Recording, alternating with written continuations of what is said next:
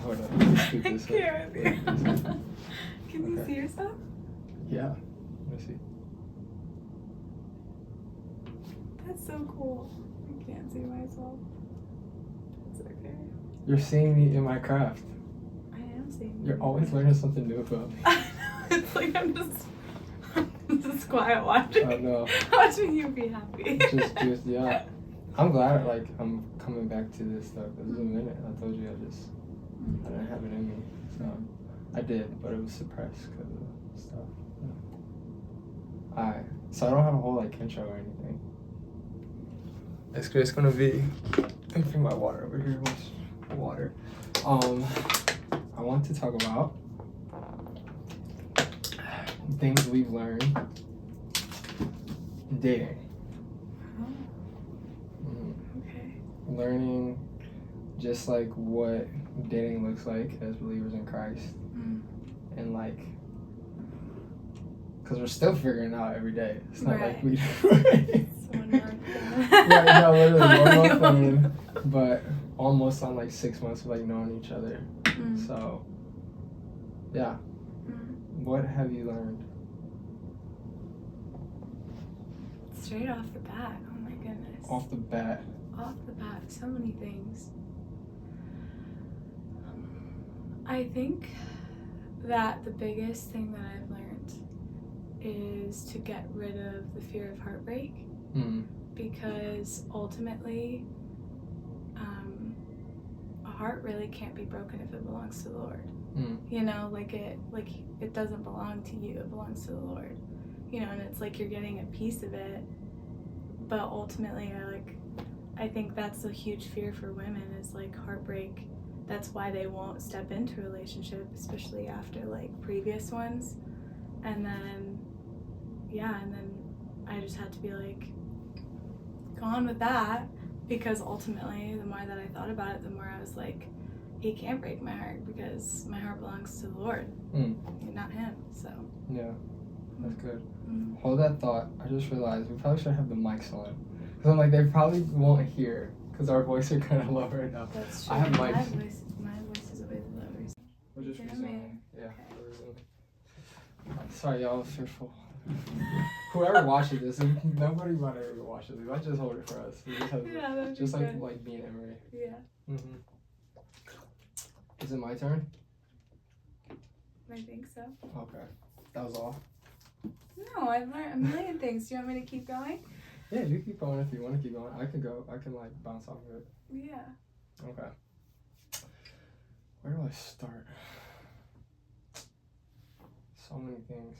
So, I would say the first thing I've learned is like dropping expectations.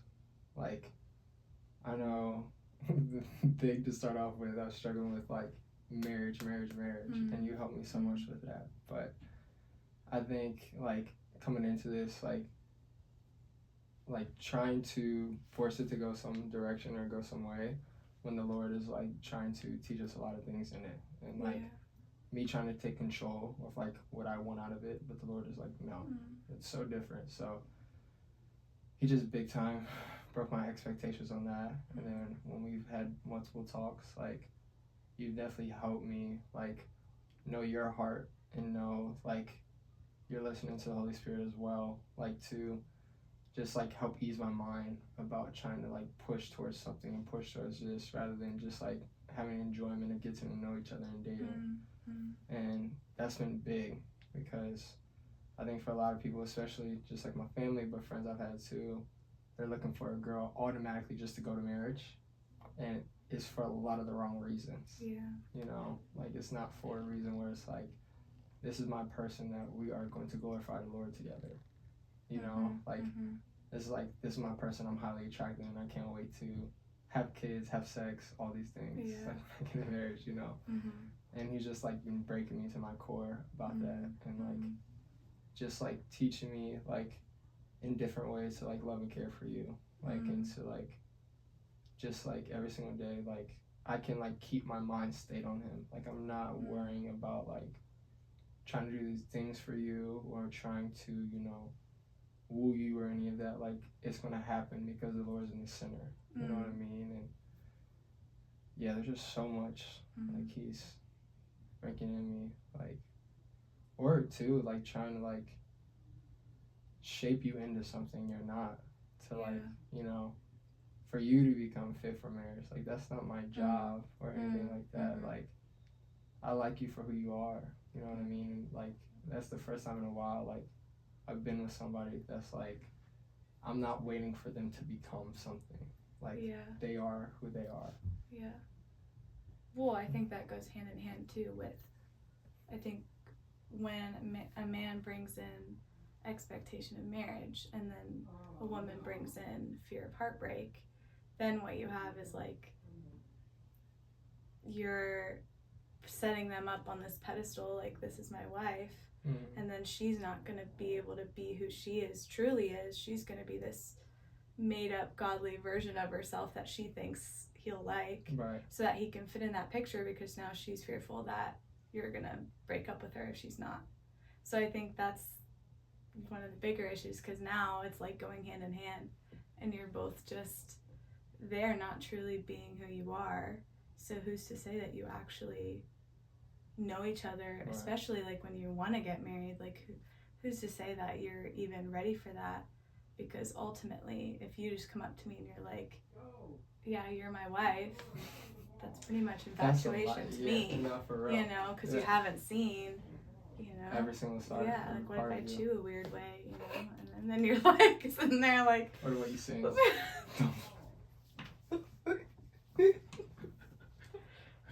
I'm playing. Oh my gosh, or my last spread. But yeah, no, I totally agree. Yeah, big time. So yeah, he's taught me so much of that, and it's like, it's just people, like, they really, like, there's so much joy in dating. Like, there is so much joy and excitement, like, and just like having fun, like not being worried, not like having the family like you gotta worry about, you know. You know, not worrying about our finances, none of that. Like, together, like, we're still individual, but like, we are in a relationship as well. You know what I mean? Like, and it's like learning that in a healthy way, like, of like how to do that with God. And then you're learning how the other person, how dependent they are on the Lord, and as you grow in that, and as you're just joyfully dating, then when the hard times come, with more decisions to be made, or like if finances and all that, once you get married, it's like you have all this backing of why you love that person, you know. But you need to give yourself a chance to fall in love. You can't just be straight into the, oh well, you know, she won't be like this kind of mom or this kind of wife, you know. But you kind of have to give it a chance to be like, okay, you know. I agree. I think that's the most thing I'm attracted about to you. Just how, like, I can talk about the Lord to you. Like, it's just beautiful. Every single time I'm like, it's like, yeah. But okay, so next up, I got caught up. What is one thing that you would say has been like a fight for you, like lately, like past few months, just like dealing with some of my stuff, like going through, you know, me getting hurt, what has been, you've seen my ugly, so which made you still be like, man, okay. Oh, I think, no, I know, I don't know why I say I think.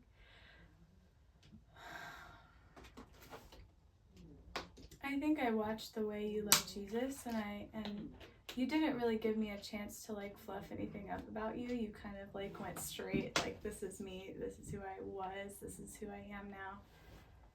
And I think after like really just every day bringing it to the Lord, I continue to be like, Lord, if he's not substantial or like someone important in my life, just remove him, you know. It's not that, you know, especially back then, it's like there's nothing really like, oh, this is gonna be so hard. But I think that the more that I prayed for you, the more the Lord gave me grace like, I can't even explain to you how I would come here if you weren't doing well, and how I'd act. I can't even, because it really isn't me saying this is what I'm going to do today, you know. It's kind of me killing my own emotions and my own overthinking and fears, and being like, Lord, like, actually, like, be with me, with you, you know. And then with that, I think just naturally he gave me this grace and patience for you, and I like that maybe I didn't have before, you know, if I really thought about it.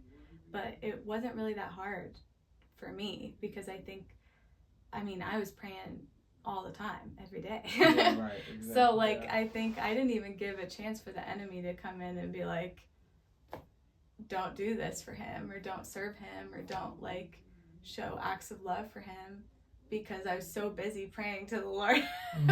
You know. So yeah, I think that like with the hard times, it really was just a repetition of like, okay, are you going to be there for him when he's not giving you anything?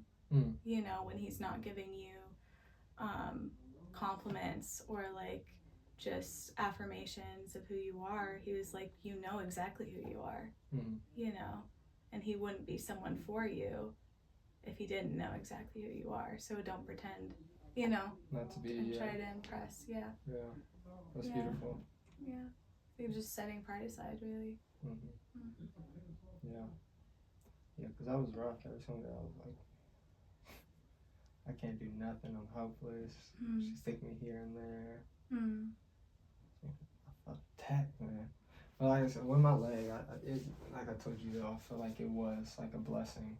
Like, because you got to see that helpless side of me, and I got to really sit down with the Lord and like ponder on emotions and pain and stuff from like just 2024, like just going through what I went through. Yeah. And so,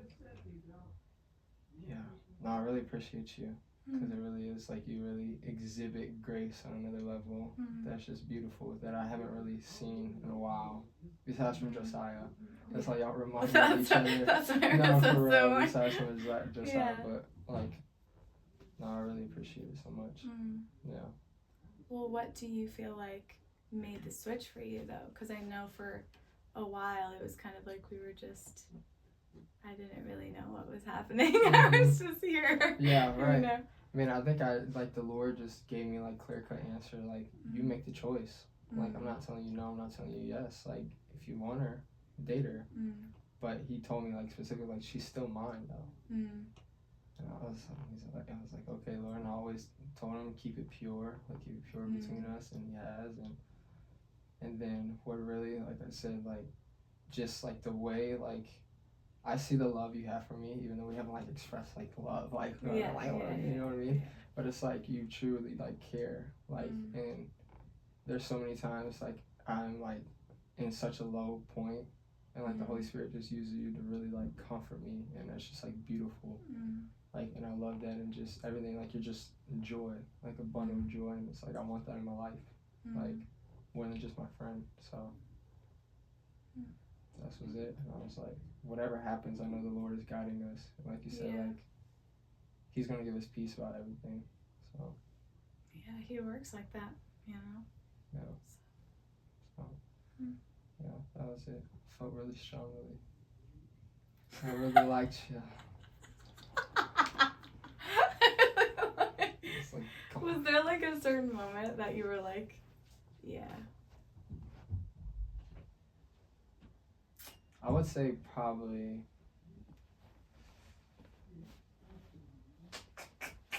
let me think, a moment.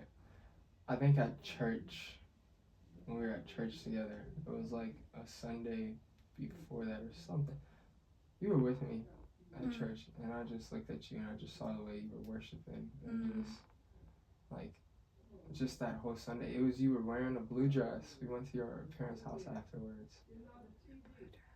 Like, it was this blue dress. Long? It was a little longer. Oh, okay. And like, we had lunch at your parents, and I don't know, it was just like something that was just like, I want to date this girl.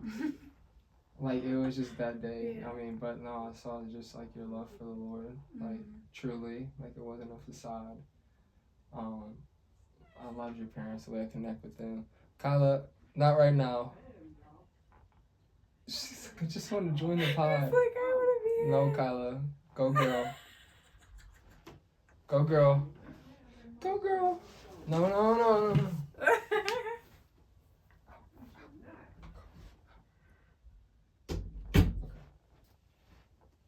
Still going. You're still on. Kyla. But yeah, no, just like, I don't know, there was something, I was just looking at you that day, way different, like, different than I've looked at you before. And I was like, yeah. Was that before or after the break? It was after the break. After the break. Yeah. I don't know if I wore a blue dress after the break. Are you sure? I think it was after the break. I'm almost positive it was after the break. I don't know. I think it was. Yeah. But, because, yeah, me and your dad, we had coffee. I didn't start coming over your house until after we had coffee to your parents' house. So, yeah, it was definitely after the break. Oh, yeah, because I only moved in, too, after that. Yeah. Exactly. Yeah. Yeah.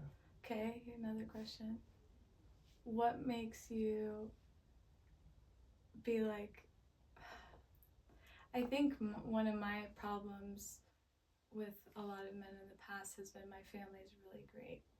So it's like they come in and they're like, oh, I would join this awesome, great family with great parents and, like, you know, people that can pour into me. But I think my parents are you know, they're going to do that with anybody. But what about me specifically was like, when you were looking at how our family was and, like, when you're with our family, what about me specifically is like this isn't just her family, it's her, you know? You go against the grain. Like, you aren't like the typical, like, PK, like pastor kid. I mean, like, there's like two, I feel like there's two categories of pastor kids. There's like the way far, they done turned away from the Lord out there. And then there's the pastor kid that's like up under their parents' nose, that's like kind of just always, yeah. And you're just so against the grain. And like, I saw the passion in your eyes for a lot of just different things, but you still honor and respect your parents. So like, I wasn't like, I love like your family, and I really admire how they do like just welcome me in this family, because my family's like that. But like, I have security in my family, even though like we butt heads. But like, it was more like, no, like, there's something different about this girl. That's just, like I said, there's like this fulfilling thing that like you bring to me that like it just pushes me more to be towards his heart. And I can see us like together. I saw us back then, like together, like glorifying him together. And I'm like, it's beautiful. And like I said, every single day I was with you, I just like felt more and more attracted to you. And just like, I love like how intellectual you are, even though you don't think you are. You are. You can really speak. You can be hard-headed at times.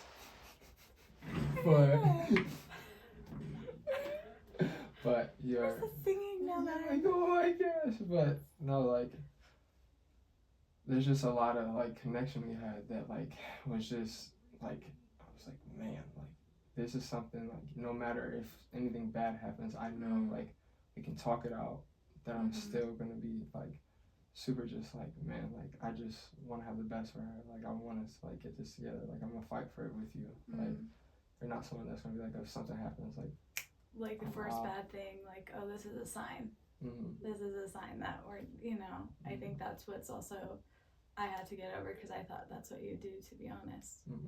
I thought like the second something happens, that you'd be like, okay, I feel like this might not work. And then I was in it I was just like, I mean, whatever he throws, you know, I'm in it, you know, so. I don't feel that way anymore. Yeah, better not. I'm in it. I'm in it now. Yes! Like, okay, so, kind of going outside of us, what do you feel like lately. Yeah.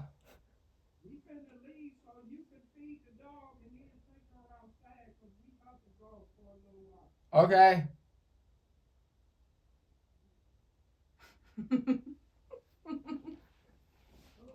So like, what is happening in there? Just filming a podcast, girl. What do you feel like you've been able to like help your friends with more lately?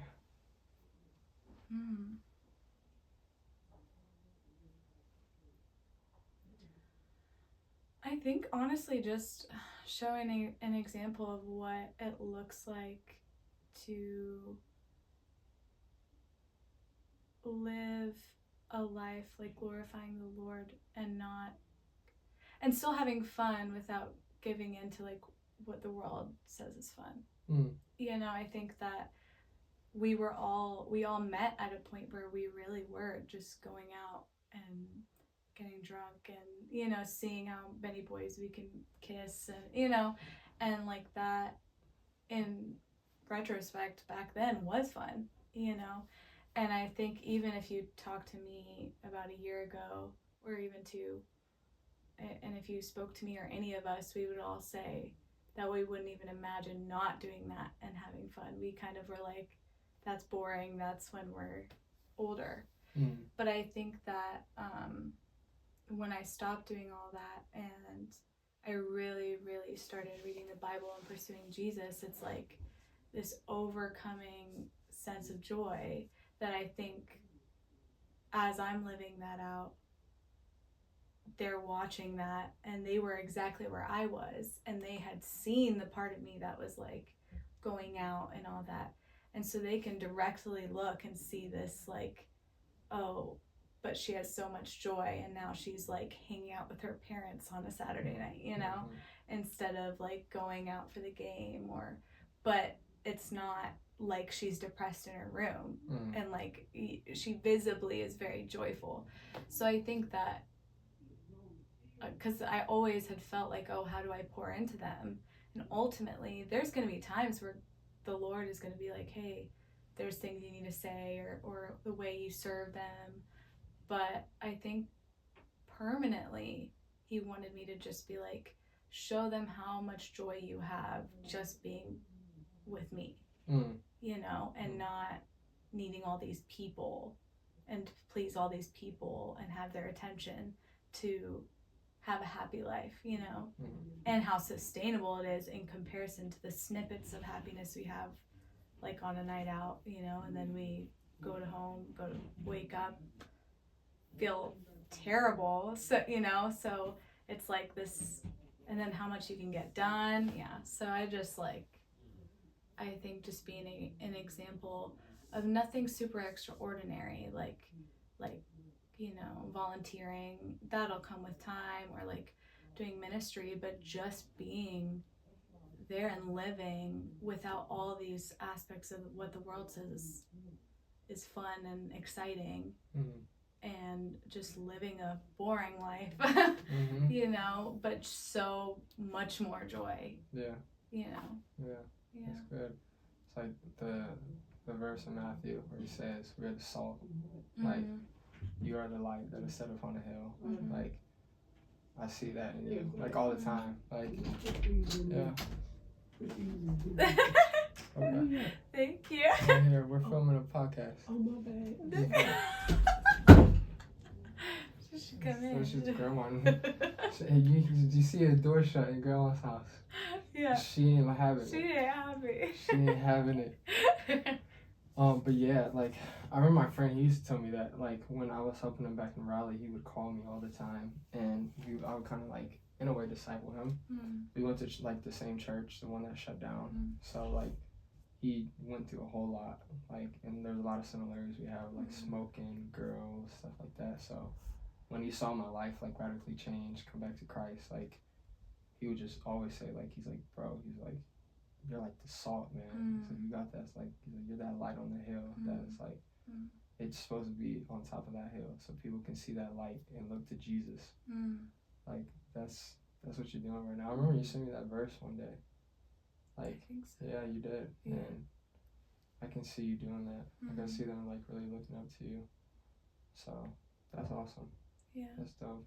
And yeah, it is like when I came back to Columbus, I like beat myself up because like I went out to bars with friends that I used to like hang out with, but they seen my life change. And when I came back, and I came right back to just doing, and it's not like I was even that like I wasn't even like drunk or I was just back in a familiar place. I was dancing and girls were coming up to me, and I was just like, when I left and I went home, man, I just felt sick to my stomach. I'm like, I literally, that was the last, I was like, I cannot ever do this no more.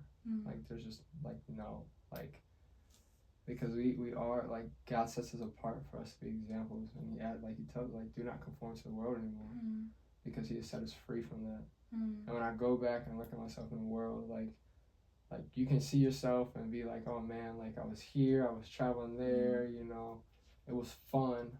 But no, it wasn't. It was killing you. Like, you're like little by little taking poison until the poison messes you up and you realize I'm like drowning. Yeah. And like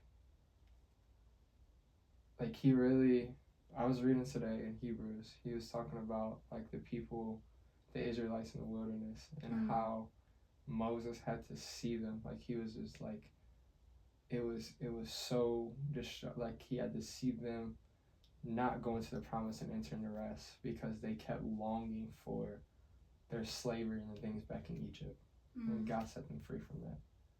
Because that's what I feel like led me to that point. Like, when I was in the wilderness, and the wilderness is a good thing because the wilderness is a time for God to wrestle things out of you. People think the wilderness is like you're stuck in there, like this sucks. Like, that story is so profound. The wilderness was for God to prepare their hearts for the promise that they were taking them to, right? So, like, in the process of the, like, you know, the struggling, the, you know, not like isolation, but more so solitude with Christ, like the self-control you have to have, the like withholding of things, like it stinks, but God always gives you what you need. But in that, it's easy for us to go back and not think about others, because we're thinking about ourselves and the comfort and the things like we used to have, because we didn't, when you're in that, you don't think about the pain in your heart. You don't think about the things in your mind that God longs to get out. You don't think about, you know what I mean? You constantly like mask it, or you numb it with whatever, you know, you struggle with. So when you come out of that and like your friends see you in that, it's so big, like especially when you know they're watching, like to just completely just give it to the Lord. So it's not like you're boasting in that, but it's more so like you're like, God, like I have their attention. What else do you need to do? Yeah. Like, what else do I need to surrender to you? Like, God, like, so that's good. But I think also, like, you can go to a bar and they can see, I don't know, I think that, like, once you really, really, like, start a relationship with the Lord, and you're still kind of wrestling through, like, what you need to give up completely, and what's, you know, like, I think that when you're, like, going out like that, people also see the wrestling a little bit, and so they kind of are like, what's going on in their head? And then, I think there you're being an example of, like, oh, well, you can still be a Christian and still love the Lord and still go out. And because I think half the people, if they're drunk, they don't know if you're really drinking or not. Yeah.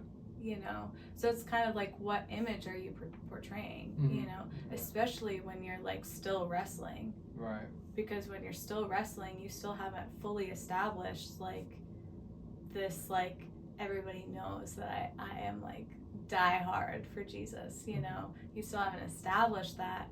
So then, like, you go out like that, and people, they're not thinking like, oh, he's not drinking or she's not drinking, so you know, she's really, they're not thinking that, you know. Whereas I think sometimes maybe way in the future, if the Lord really was like, hey, there's people I want you to reach out to, but you've established this like image, you know, I think still be very careful. Yeah, it's very different. You know, because I mean, when I was younger, like Jasmine and them, like they would go out to like bars and just go like with their instruments and start, but God would lead them there. Yeah, exactly. They had no intention to party, have a drink, and they were going in there for ministry because God led them in there. Yeah. But a lot of people, just like you're saying, they're going in there because they're still wrestling. Yeah. And they're like, I just want to be around this, but I really don't want to do this. So it's a conflict in their heart. So a lot of people go through that, and they don't like. It's sad because they don't have people to talk to because they feel ashamed of that. But it's like almost 95% of Christians deal with that. Yeah. There's not a lot that are just completely radically off rip. Like it's a wrestle. Yeah. Until God completely gets it out of us. So yeah. I think also they like when, like you said, Jasmine goes and they actually feel like the Lord is like paving that. I think sometimes you have to remember too, maybe they might not get the best responses, but I feel like the Lord knows what people are going through, the people that you're going to reach to. Yeah. So even if there's just one person where he's prepared their heart to hear that, it's worth it. And I think that's the importance of obedience. Yeah. I mean, like you think about, oh, the Lord's telling me to do this, but it doesn't make much sense. You know, like, oh, I don't know what we would gain from that, you know, but then you don't realize that he's preparing people's hearts to receive that, you know, whether they know it or not. You know, he knows exactly what everyone else is going through. Yeah. We might not know, but that's not our job to know. Exactly. You know, we're just there to be vessels of him, you know. So just be obedient. Yeah, if we're supposed to get the one, the 99 get the one. But yeah, no, I agree. It is obedience. It's crazy though. In those times though, them being at the bars, they would like people would put their drinks down and start singing to the Lord. It was crazy time. It was crazy. It was like 2008, 2007, like way back. But it was crazy stuff I saw as a kid. But yeah, you lead by the Lord. Like the Lord, like it's His power. You know, like we ain't going on our own strength. He can do anything. Yeah. And you'll see some crazy miraculous stuff. Yeah. So.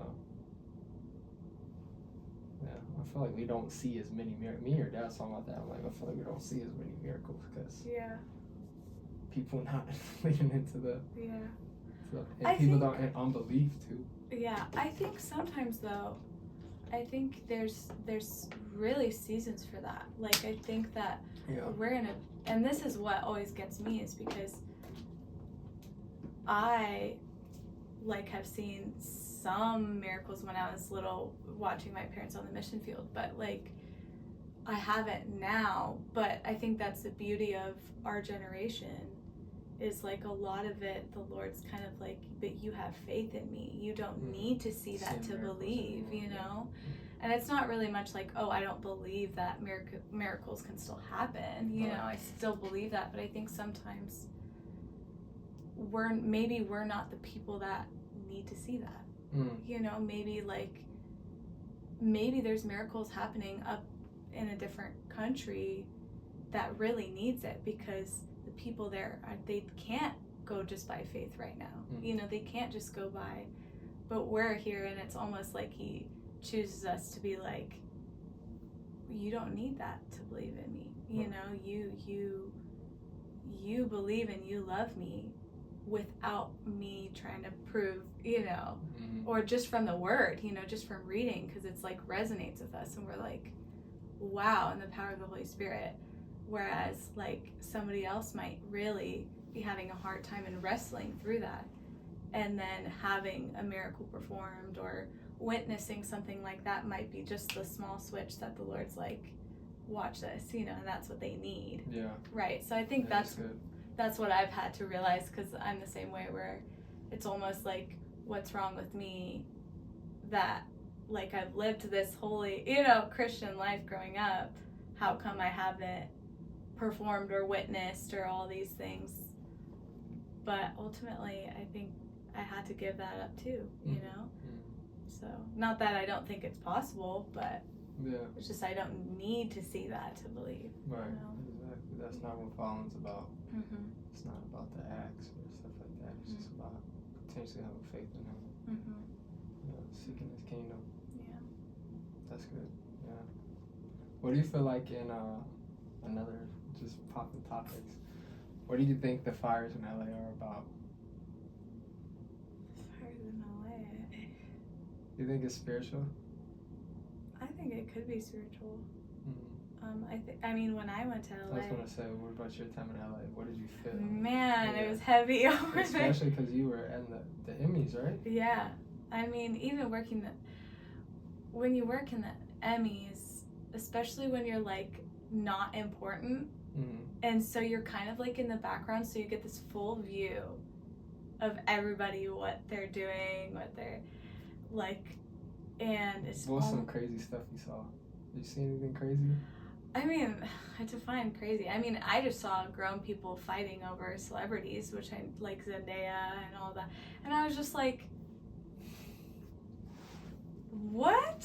Mm-hmm. I'm like, and going to like we got to attend the after party. I don't know how that got pulled off, but we got to attend that, and then you're watching as all these celebrities are just there, like, you know, casually, all this stuff, and they're not like, but we just watched all these people practically like begging for the attention of these people that are just talented, you know, like they're just have talent, you know, and not that they shouldn't be like, you know, good job, because they do well, right, but not like praised and idolized. But yeah, like people would sabotage other people in different companies because they wanted to be the top. Like, it's just like an insane thing, and like people like will willingly put themselves in a position to be treated like terribly just to get the attention, just to get like a little bit closer to fame and fortune, or like all this, and so people would ask me, they'd be like, how did you, like, would you do it, like, you're so lucky, you know, and I'm like, I mean, it was good money and it was a experience, but I don't think I'd ever do it again, you know, like like we were on our hands and knees spraying $500 perfume all over the red carpet. Like I'm not kidding, every inch of the red carpet we were spraying. That's terrible. So that the celebrities would not smell the original carpet smell. That's crazy. And people like will fight for that position that I was in. People will like fight for that position, yeah. That's why they gave it to you, because you didn't care that much. No, and so I think, yeah, spiritually, I mean, LA, I'm sure there's people that are working and they're trying to spread the gospel, but I mean, it's just so centered in fame and fortune, you know. So, what do you think? Yeah, I think it's like bad spiritually there. Like even like with like Christians there, I think because of the culture in LA, like I think a lot of them can get caught up in that. And like, not saying there's not good churches in you know, California, Los Angeles, but at the same time, like I think it is like right now, day and age, like people are making idols again. They're making false gods, and one is fortune. It's been like that. It's like a revolving door. It's just like stuff repeating patterns, you know. And like I just think like people keep praying for the fires to go away, but me and Zai were talking about, we need to pray for the salvation and the repentance of people there, because you know it could be more than just that. Like there could be some really wicked stuff happening. Because it just like, if you even read into the fires, what happened, it made sense how it started, but the fact that it spread into LA in the winter during this time, like, that just makes honestly no sense. So it's just, there is probably a lot of wicked things going on, like more than usual.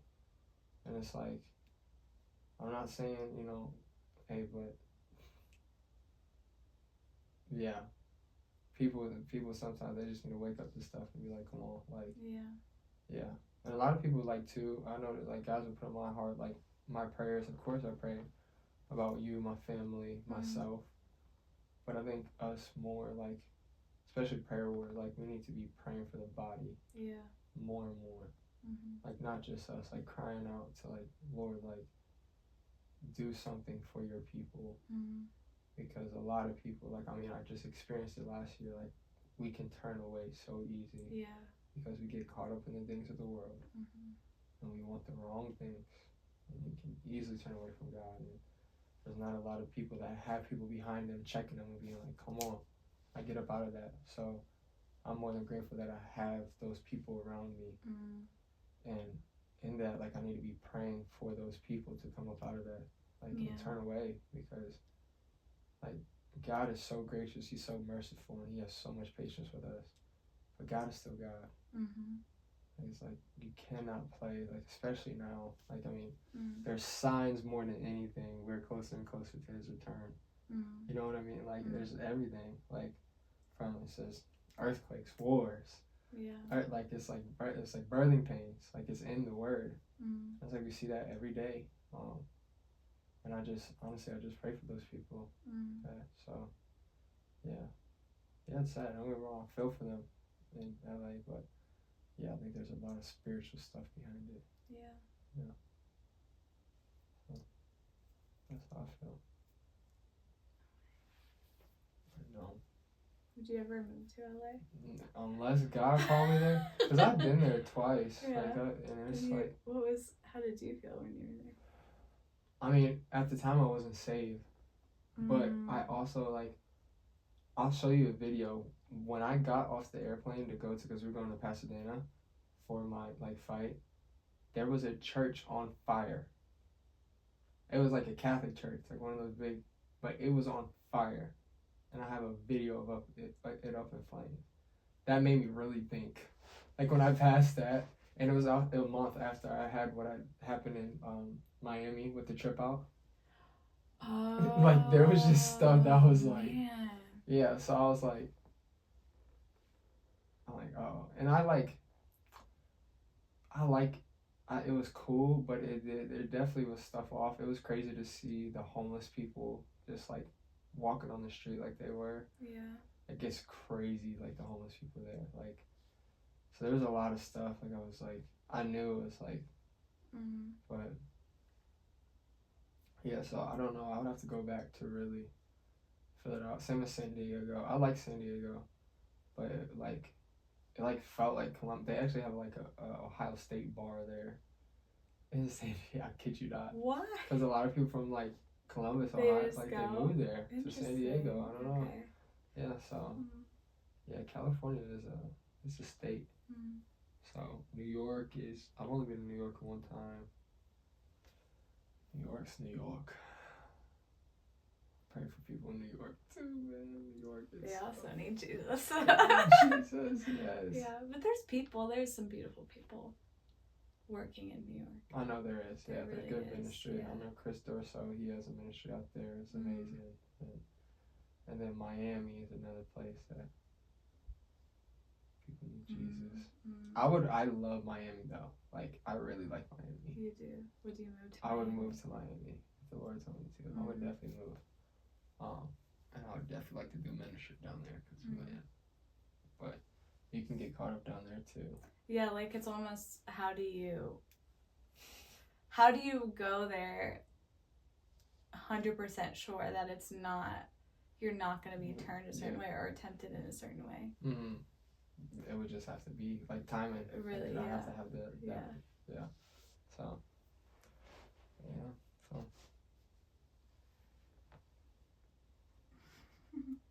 I think that's all I got for now. I mean, we probably went way over 30 minutes. Oh no! Did it stop? Oh no, it's still going. Thank the Lord. My red dot. Yeah, it's over 30 minutes, 45 minutes. Okay. My wonderful girlfriend. Thank you. That's